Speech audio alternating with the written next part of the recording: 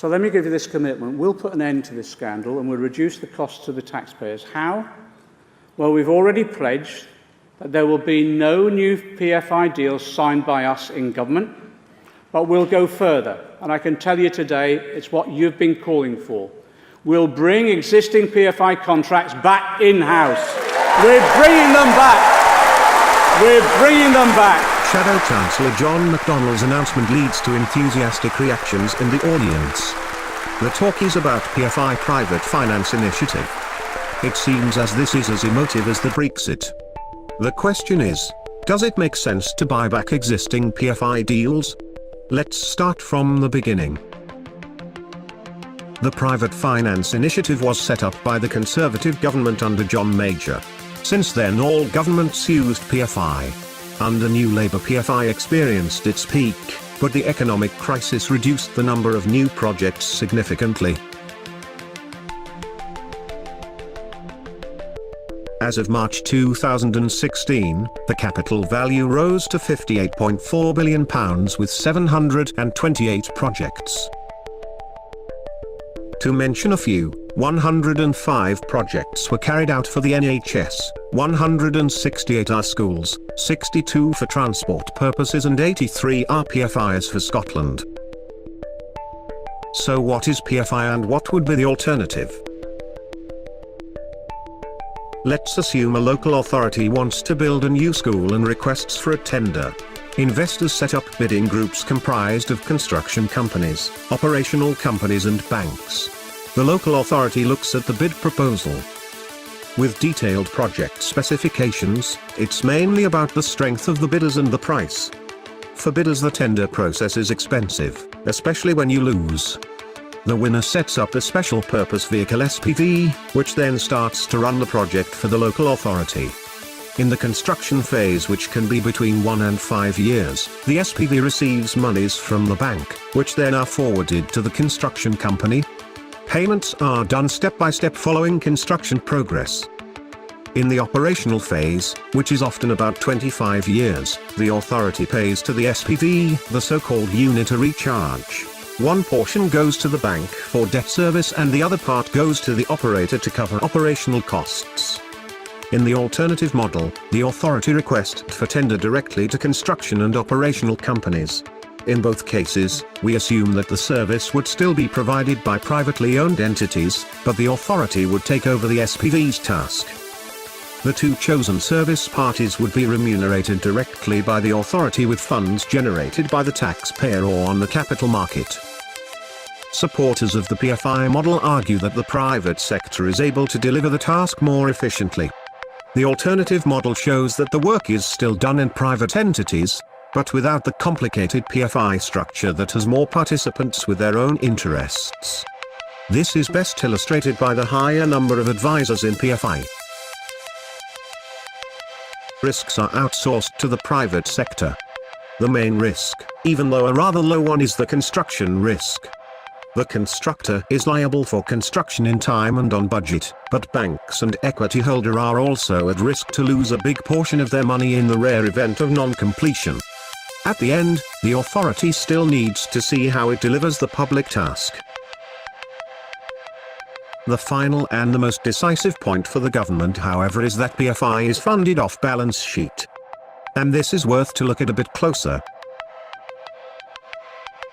Scandal of the Private Finance Initiative, launched by John Major, has resulted in huge long-term costs for taxpayers, whilst handing out enormous profits for some companies. Profits which are coming out of the budgets of our public services. Over the next few decades, nearly $200 billion is scheduled to be paid out of public sector budgets in PFI deals. In the NHS alone, $830 million in pre-tax profits have been made over the last 6 years. We can't verify the mentioned NHS profits, but we can say more about the £200 billion. We mentioned already the capital value of £58.4 billion. John McDonnell was referring to the accumulated unitary charge until 2049 that amounted to £196.6 billion in March 2016. This sounds like a huge figure, But what are its components? There is the repayment of the capital value. Interests have to be paid and operational costs including maintenance need to be covered over a period of about 25 years. The costs of the alternative model include the same components, but all three are lower than in the PFI model. This is attributable to the PFI structure costs and especially to lower funding costs for government borrowing. The profits, and we mean what is left for the private companies after they covered all their costs, can be found everywhere where the private sector is involved. Due to the bigger role of the private sector in PFI, profits are also higher. PFI doesn't look advantageous, so again, why PFI? Imagine you want to buy a car. You have two options, cash or loan. For most of the car buyers, there is only one answer. And this has been the same with the government. Look at this simplified graph. This case assumes that the government needs borrowing for the initial investment in the alternative model. The government has to budget the entire construction costs. Debt service and operational costs are paid long term. The PFI is off balance sheet, therefore only the annual unitary charge is to be covered. As it is relatively low, it's covered by tax income. This case is the reason for governments using PFI. The second graph shows what happens if the state doesn't have enough tax income to pay the unitary charge or the alternative model payment obligations. The higher costs for PFI are apparent, but also in the alternative model the state faces increasing debt levels. Now, John McDonnell wants to buy back existing deals. Already in 2015, the Tory government advised authorities on this and set out that a buyout is only approved where public value of money is significantly increased. An early termination provision usually requires that the authority covers the capital costs and the breakage costs for hedging arrangements, redundancy payments and compensation payments. These components are either dependent on market conditions or on individual contracts. The following scenario assumes that the buyout of all deals costs £75 billion and that future operational costs amount to 30% of existing unitary charge. Operational costs vary from project to project and PFI arrangements can be less costly than future services under the authority's watch. Here, a complete buyout would lead to lower debt in medium term.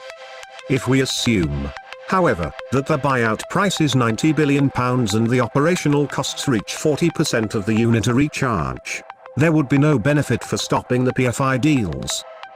These two scenarios show that a buyout can work for the government, but it could also end with a lot of hassle but no gain.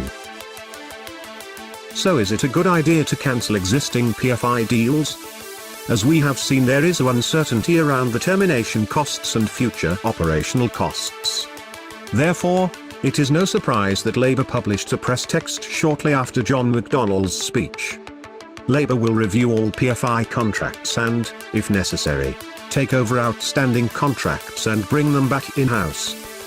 If John McDonnell had delivered this message, he wouldn't have got this enthusiastic applause from his faithful, but from lawyers and consulting firms. They would be very happy to take over the task of going through the documentation of more than 750 deals.